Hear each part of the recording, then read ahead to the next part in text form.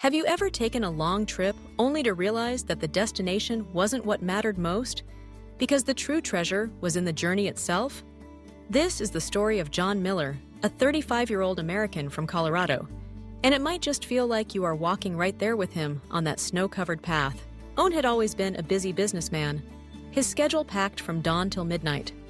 For him, life was all about goals, hitting revenue targets, opening new branches, closing deals. He believed success was only found at the finish line. One winter, exhausted from years of endless hustle, John decided to take a break. He signed up for a trekking expedition across the Rocky Mountains, with a map, a strict itinerary, and a plan to reach a small village called Silverton. He was determined to make it on time. On the first day, the cold air bit into his skin, and every step crunched against the snow. At first, John only checked his watch, calculating every mile, worried about keeping pace. But as the sun set, painting the mountains in a blazing golden hue, he stopped. For the first time in years, he stood still, inhaled deeply, and noticed the sound of a stream flowing nearby. For a moment, his mind was free from contracts, meetings, and deadlines. The next day, John met a local boy herding horses on the mountain slope. The boy's carefree smile, the warmth of a shared meal of bread and hot soup by a campfire, left an impression on him. The boy spoke of happiness simply as time with family, his horses, and the vast sky above.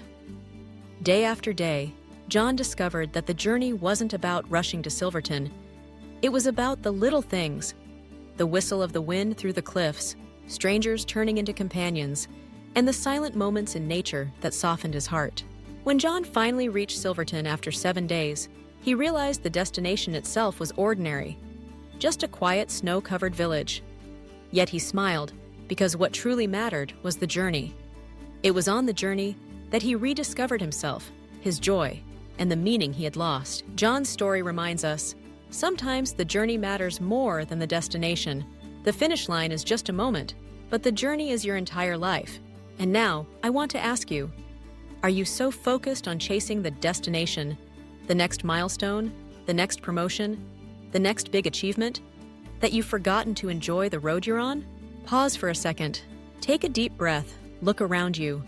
Maybe the real beauty, the real meaning you've been searching for, is right here, in this very moment. If this story touched you, don't just keep it to yourself.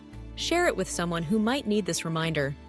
Subscribe to our channel for more stories that inspire, and let's walk this journey of life together, one meaningful step at a time.